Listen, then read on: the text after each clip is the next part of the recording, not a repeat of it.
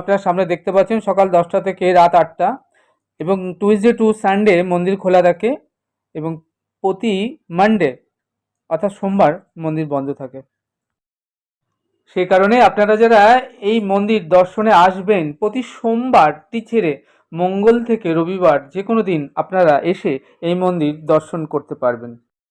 এই মন্দিরে প্রবেশের কোনো এন্ট্রি ফি নেই এবং ফ্রিতে আপনাকে আপনার ক্যামেরা, মোবাইল, ইলেকট্রনিক্স ডিভাইস টোকেনের মাধ্যমে জমা রেখে মূল মন্দিরে প্রবেশ করতে হবে।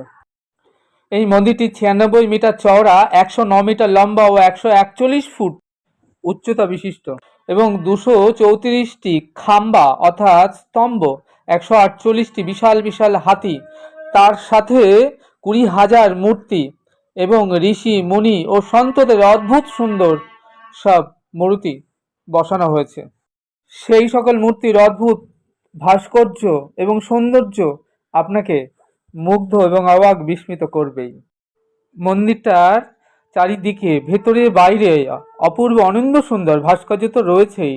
এবার যদি আপনি মূল মন্দিরের ভেতরে প্রবেশ করেন তো প্রবেশ করে আপনি দেখতে পারবেন স্বামী নারায়ণের 11 ফুট অভয় মুদ্রার স্বর্ণ মূর্তিটি আপনি দর্শন করতে পারবেন।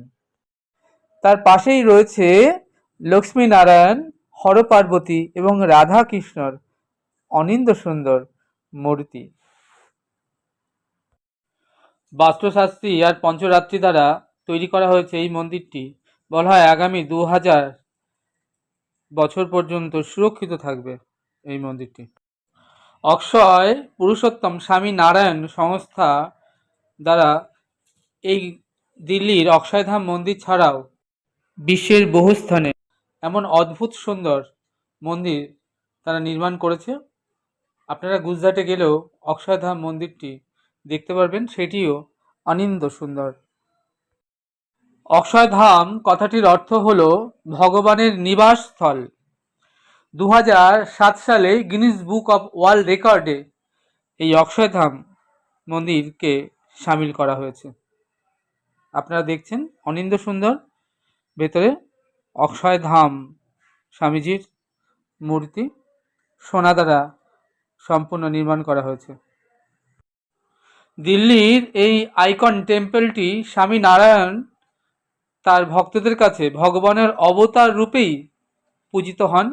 সারা পৃথিবীতে তার লাখো লাখো ভক্ত রয়েছে এবং সর্বত্রই স্বামী নারায়ণকে তারা ভগবানের অবতার রূপেই মান্য করে থাকেন।